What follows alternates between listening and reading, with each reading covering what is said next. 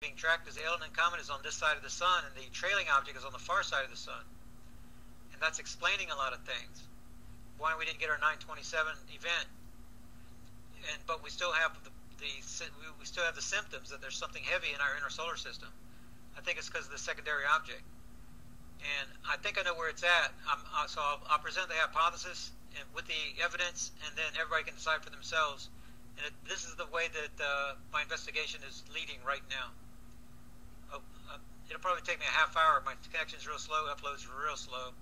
I'm going to try to get that together and get that out, so then we can just post it at the top of the room.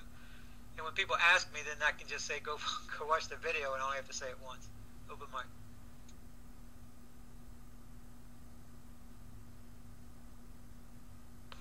Can I respond to that, open mic?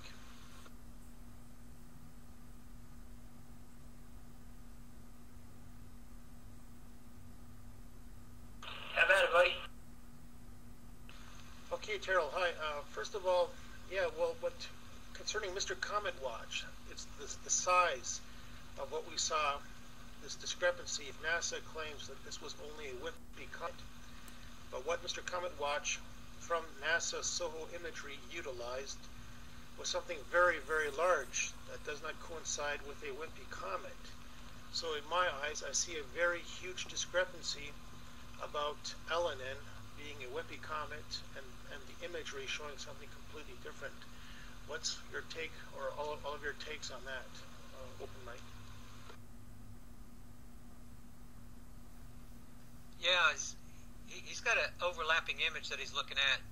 I'm looking for a link for you right now so that you can do a little comparison. My problem is that I believe that the SOHO images that he would look at, that he would use in order to establish the L&N, the threat, in order to see it, I think that information would be wiped away. I don't think he would be able to see it. I think he's looking at a double image of Pleiades. It's I'm going to point you to a video by MR2, and then you watch it, and then you decide. There's an overlap of about 5 degrees between those telescopes. One of them's only a 20-degree, one's a 70-degree angle that they're looking at. One's smaller, one's larger. I have a feeling that Mr. Comet Watch is misunderstanding what he's looking at. So he's got a partial image over there on the left. I think he's making a mistake. I think he's looking at Pleiades. But I'll show it to you and you decide. Open mic. Well, anyway, thanks for the information. The thing is this: the next time when the information is put out, it has to be dead on, because if people are going to evacuate, we're going to have to try to make certain as possible. Obviously, we have the anomalies, the heating up, and all these inconsistencies.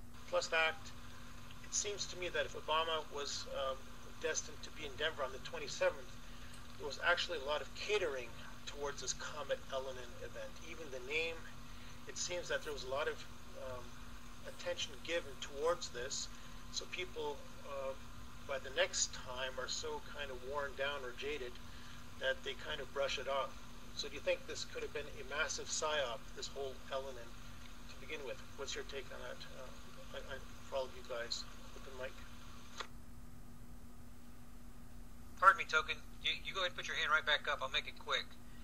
That seems to be what we're looking at, is a concerted effort by the elite to paint us a picture with this L&N deal, this leading harbinger object, if you will, and it's to flesh out people like me that are warning people so that you guys don't believe me the next time.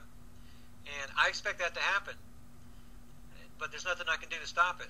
I was so sure because of the science, and what threw me off was it's the FOV, it's the field of view.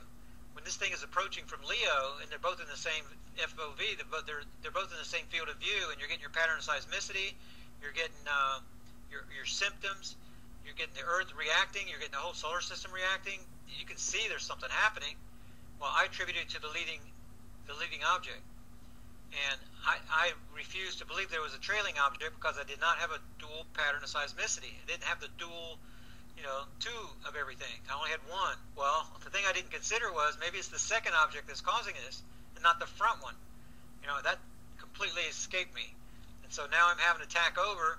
Whenever we didn't get the 927 sign that told me the large object is not between the Earth and the Sun, we had to get a sign. We had to. Or it's not a big heavy object. Doesn't have the great magnetism. Those magnetic portals are not right there, shortened up and injecting us. It's just not happening. So it appears when I go back to Fiji and realized, it just went off in my head, Fiji was a far side alignment like Christchurch last year. So this thing is still on the other side of the sun. That's why. And so that earthquake is what is allowing me to pinpoint its location. I still don't know its velocity, but I think I can figure those things out. It's going to take me a while though, and then try to build us up a second timeline. But it's going to, it's at this point I just really don't have enough data. I wanted to make the video whenever I could draw conclusions, and it's going to be a while before I can do that. And I can see that I'm going to have to answer this 25 times. So I'm going to go ahead and make the video with the information that I do have.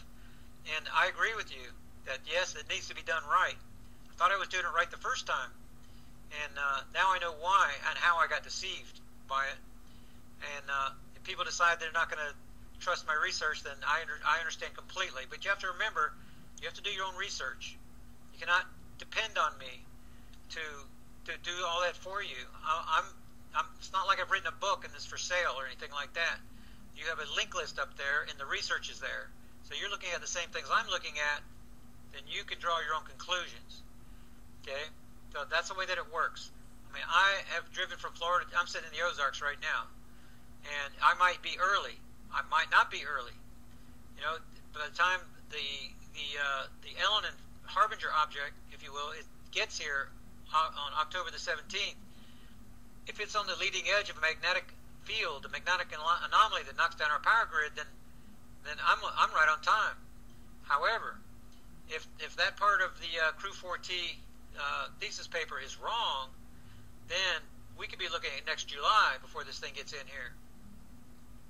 And when the bad events happen that we need the cavern, I just really don't know.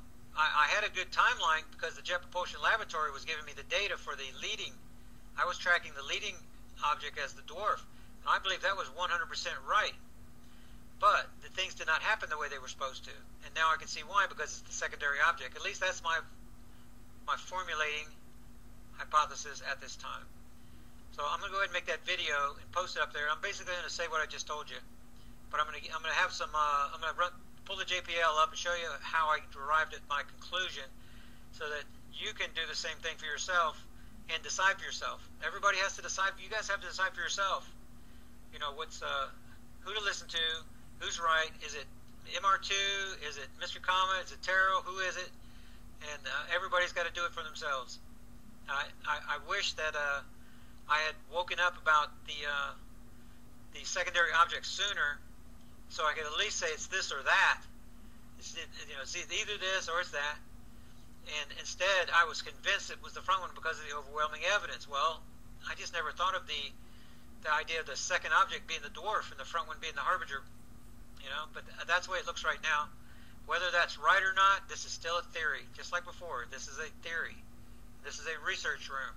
We have not drawn conclusions yet.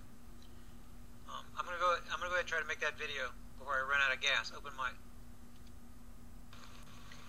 Okay, Terrell, this is Mr. Starfighter again. No, like I said, everybody has to be responsible for themselves, and you put yourself out there, and I want to commend that.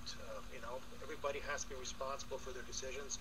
So there's nothing from my point of view, because the shelters that we created and the freeze-dried food and the supplies, they're all in position and they're not going to expire. So I'm not any which way. I think it's very good what you did, and you're still doing. But unfortunately, it seems that all the attack that people are receiving that mean well, I mean, it just shows to me that a lot of people don't deserve to be saved or to be warned. But what was interesting for me, though, in retrospect right now, because I still don't think the immediate hazard is over, but if this Mr. Crew 4T, whatever, was observing the anomaly, the orbitals, at the location of Elenin at the same time I'm just curious how this discrepancy could have even come about if he saw what he saw. I think was back in May, and that was coinciding with the NASA JPL, which I do not fully trust, by the way. I'm just wondering, where this discrepancy of primary and secondary object would have come in. But no, I agree with you fully. Everybody has to make up their own mind and be responsible. And it's very unfortunate to see the human behavior that I've been witnessing from people trying to do good. So, don't let yourself be discouraged, but try to make more of a disclaimer or something in the future. I don't know. But like I said, people's behavior is very, very poor in the last few months. So that's just my take on it. But thanks for your effort so far. Mike out.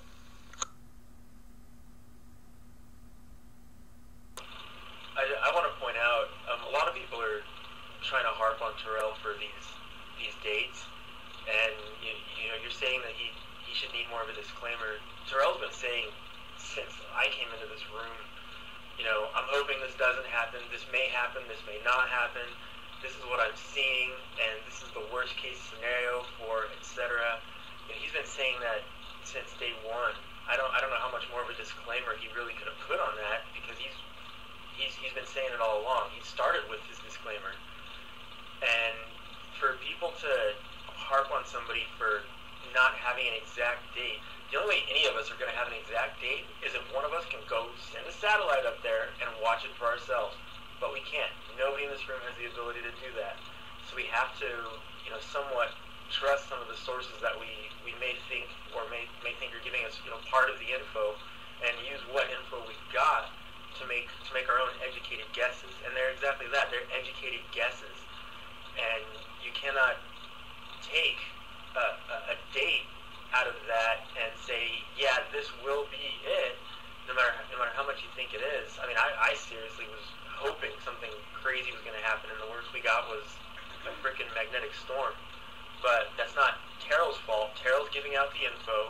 He's letting us know, this is what I think, this is what I'm doing, and he's letting us make our own decisions and make our own preparations based on what we feel we should do off of his info.